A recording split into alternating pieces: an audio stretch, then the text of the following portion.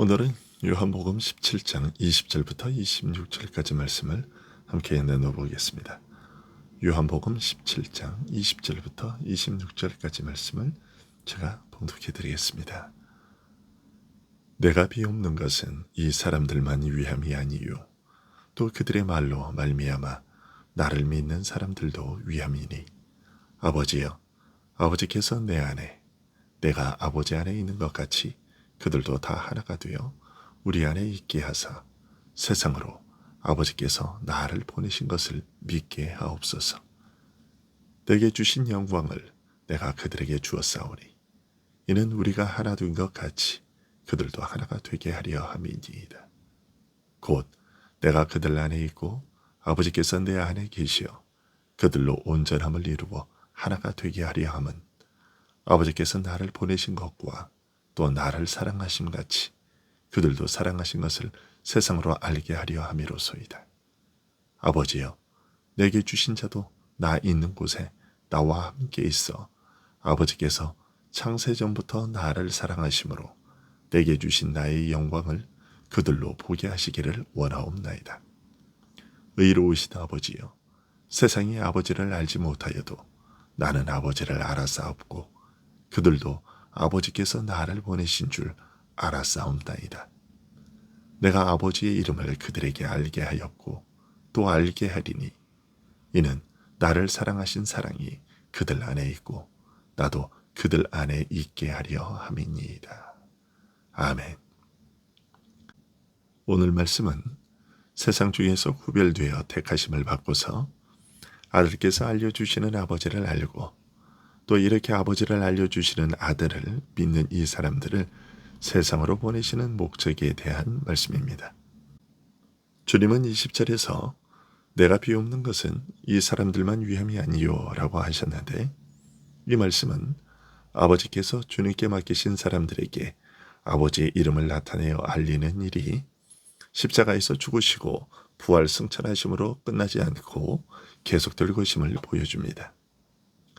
요한복음 10장 16절에서 주님은 또 이 우리에 들지 아니한 다른 양들이 내게 있어 내가 인도하여야 할 터이니 라고 하셨고 사도행전 2장 39절에서 베드로는 오순절에 회개하는 이스라엘에게 이 약속은 너희와 너희 자녀와 모든 먼 데의 사람 곧 주 우리 하나님이 얼마든지 부르시는 자들에게 하신 것이라고 말했습니다. 결정적으로 마태복음 24장 14절에서 주님은 이 천국 복음이 모든 민족에게 증언되기 위하여 온 세상에 전파되리니 그제야 끝이 오리라고 하셨습니다. 아버지와 아들을 알려 영생에 이르게 하실 일은 이처럼 넓고 원대한 것이었습니다.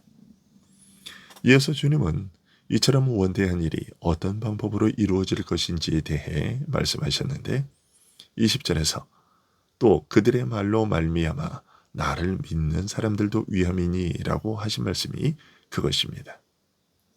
이미 아버지의 말씀을 전해 듣고 알고 믿은 사람들이 자신들이 전해받은 것을 증거하게 하심으로 이루실 것이라고 하신 것입니다.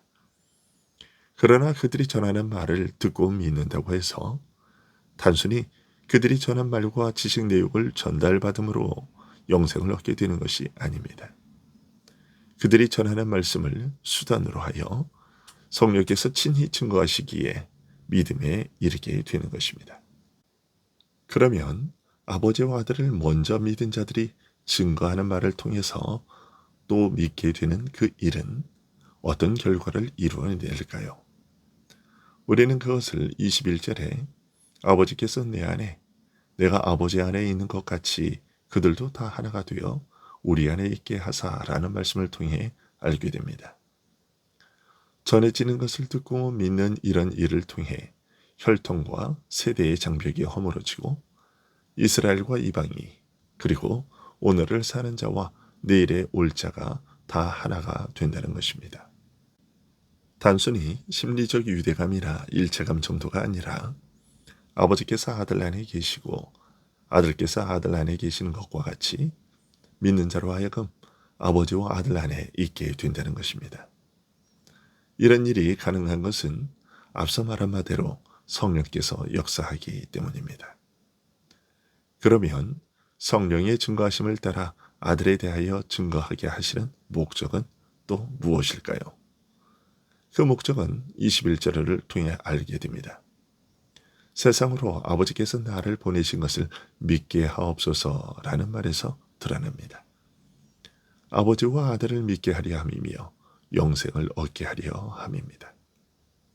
세상을 떠나신 후에도 그리스도께서는 자신을 믿는 자들에 의해 증거될 것이며 그 증거의 말을 통해 아들을 알고 믿는 일, 곧 영생을 얻는 일이 가능하게 된다는 말입니다. 이렇게 영생을 얻음으로 인해 신자들은 아버지와 아들과 함께 복된 생명의 교통에 참여하게 되는데, 이것을 가리켜 주님께서는 22절에서 내게 주신 영광을 내가 그들에게 주었사오니 이는 우리가 하나 된 것 같이 그들도 하나가 되게 하려 함이니이다 라는 말로 표현하셨습니다.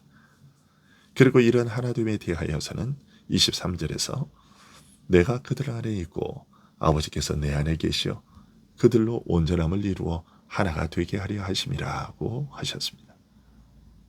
요한일서 1장 3절에서 사도 요한은 성도들의 교통은 아버지와 아들과 함께하는 사귐이라고 했는데 23절의 말씀이 바로 그것입니다.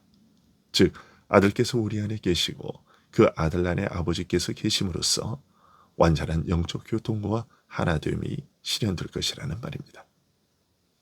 그리고 이처럼 복음을 전해 믿게 하시는 이유는 하나님을 미워하고 대적하는 세상에 독생자를 주어 저를 믿는 자마다 영생을 얻게 하시려는 하나님의 지극한 사랑을 알게 하려는 것입니다.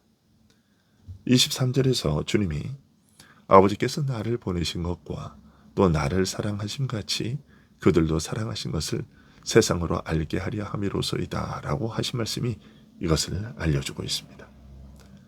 세상을 살리기 위해 아들까지 내어주신 하나님의 그 기이한 사랑을 복음을 전하고 이를 듣고 믿는 이를 통해 세상에 존재하게 하려는 것입니다. 그러나 세상 모든 사람이 이러한 하나님의 사랑을 깨닫고 아들과 함께 있게 되는 것은 아닙니다. 주님은 24절에서 아버지여 내게 주신 자도 나 있는 곳에 나와 함께 있어 라고 하셨습니다. 오직 아버지께서 아들에게 주신 자만이 아들과 함께 있게 되며 창세전에 아들에게 주어진 신적 영광을 보게 되는 것입니다. 이 말씀 후에 주님은 아버지 하나님을 향하여 의로우신 아버지여 라고 부르셨는데, 그것은 이제 말씀하실 내용이 하나님의 의로우심과 관계된 것을 암시하는 부름입니다. 그러면 하나님의 의로우심과 관계된 사실은 무엇일까요? 곧바로 이어서 세상이 아버지를 알지 못하였어도 나는 아버지를 알았사옵고 라고 하신 말씀에서 짐작할 수 있습니다. 하나님의 의로우심은 하나님을 아는 것과 관계가 있다는 것입니다. 25절과 26절을 보시면 그들도 아버지께서 나를 보내신 줄 알았사옵나이다. 내가 아버지의 이름을 그들에게 알게 하였고 또 알게 하리니 이는 나를 사랑하신 사랑이 그들 안에 있고 나도 그들 안에 있게 하려 함이니이다 라는 말씀에서 이 사실이 더욱 잘 드러납니다. 아들을 보내어 세상을 구원하고자 하나님의 사랑과 능력을 전함으로써 세상은 하나님의 의로우심을 알게 된다는 것입니다.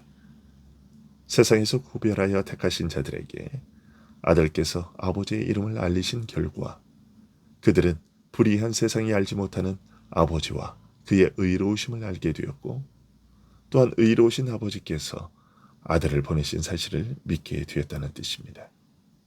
그리고 지금까지 아버지의 이름을 알리셨고 앞으로도 알리실 것이며, 그것은 아버지께서 아들을 사랑하신 그 사랑이 택하신 자들 안에 있게 하려는 것이고 아들 역시 그들 안에 있기 위해서라고 하셨습니다.